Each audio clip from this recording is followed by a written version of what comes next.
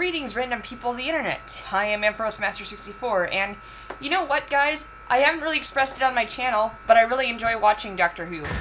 The rich legacy of the show, the plots, the monsters, the music, the characters, and bow ties.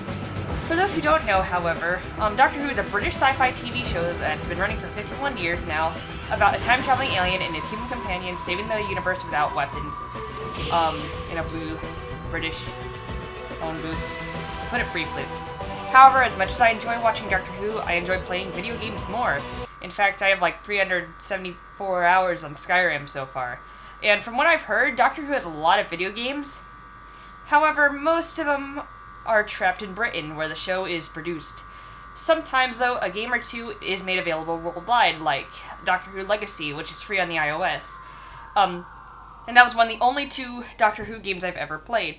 One being Doctor Who Legacy, and Doctor Who The Adventure Games on PC rather recently. And I bought Adventure Games during the winter Steam sale for $7.99 instead of the usual $12.99. And I was a bit cautious because despite the good reviews of the game, I heard the game was mediocre at best, however was one of the best Doctor Who games out there. So, first things first, if you live in the UK, you can download and play this game for free on the BBC's website. Don't buy it on Steam unless you want achievements, trading cards, and profile backgrounds, and icons. Now, before you start shouting at BBC to, like, why is it free in the UK? Why can't it be free everywhere then if it's free in the United Kingdom? Well, many people forget that BBC is owned by the British government, and they produce Doctor Who, and with that being said, basically the people of the UK paid to produce the game through taxes. So that's why it's free in the UK. And now let's actually get started on reviewing this thing. Let's see. Now, when you start up the game, you're given the choice to play one of the 5 episodes in the game. All these episodes are written as actual Doctor Who episodes and are canon in the TV show. I'm not really going to talk about the plots or any of the episodes to avoid spoilers because I think they're well written and kept me intrigued. You get to step into the 11th Doctor's shoes, and occasionally Amy's, which is his companion during this time period. All the characters are voice acted by the original actors in the TV show, and they do a great job. We need to find her. There are plenty of collectibles scattered across the games and levels, but I'll talk about them later. And you encounter various Doctor Who monsters that are rather memorable. However, the gameplay, sadly, is a different story. This is where sort of one of my praise ends. You can control the Doctor or Amy using the arrow keys or the mouse. It took me a while to find the options menu to change the controls of the keys, so I played the way they intended for me to play it, which was arrow keys and mouse. And I felt, like, really awkward. Like, the arrow keys were really awkward and sluggish. Very stiff. The mouse was a bit better. However, I found myself, like, running really fast and then bumping into a wall because I couldn't stop myself because I was running too fast.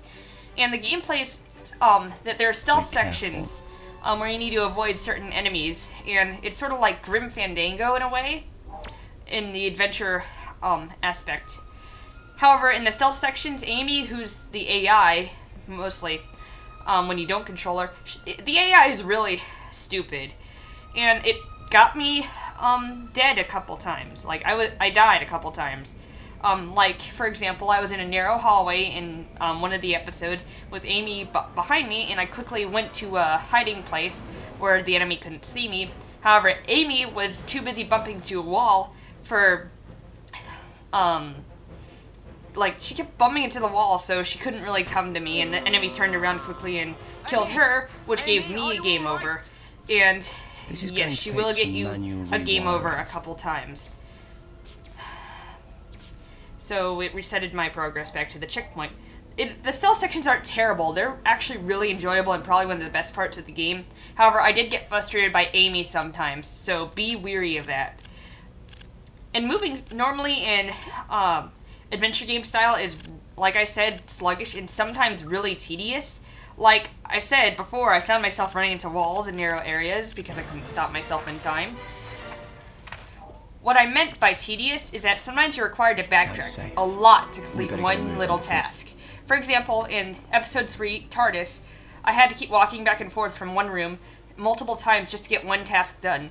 And that room was a little office room that contains tons of Doctor Who items, which are recognizable and provide great fan service.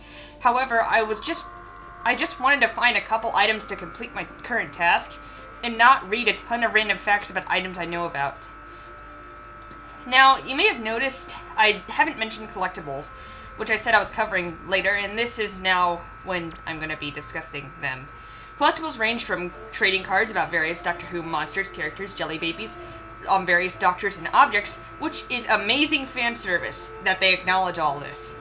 Other collectibles are various facts about random objects, like occasionally you'll encounter an object like, say, a map of the Arctic Circle or something, or a recognizable object like a Dalek eye stalk.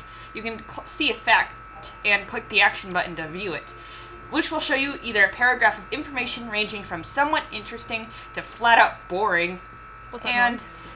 Nothing good. It's kind of hard when you're trying to look for like certain items to examine and activate, and you see something that says fact. Well, why is this here? I know it's interesting, but I sort of just want to find my item and leave. And another gameplay element is puzzles, which can range from pretty easy to kind of frustrating despite it being easy. I did enjoy the puzzles, but what this game loves to do is if you fail a certain section of a puzzle, you must redo the whole puzzle over again, like this annoying puzzle.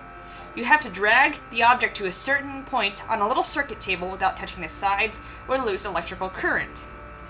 It wouldn't be so frustrating if the puzzle didn't reset after I mess up, even after completing one object before the one I messed up on.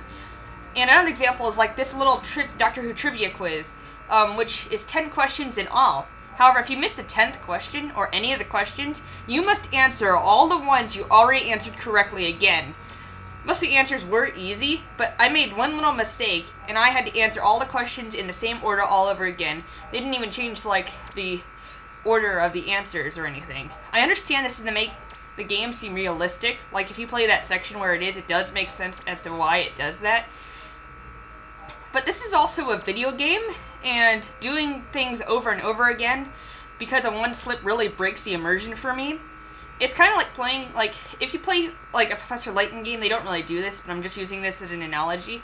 Like, if in Professor Layton a puzzle had, like, multiple sections and you had to redo a puzzle after you messed up on something, and redoing all of it, that is not fun at all. But overall, I did rather enjoy the plots and stealth sections. However, the controls and tedious puzzles really broke my immersion. Usually I don't criticize graphics, however this game looks like it was made for the PS2, even on the highest graphical setting. As a Doctor Who fan, I'd recommend it to any fan who's curious about playing it, and it really feels like a Doctor Who episode. However, as a gamer that enjoys video games as a whole, I can't recommend this to people who aren't into Doctor Who, or people who hate the modern Doctor Who series, which takes place during that.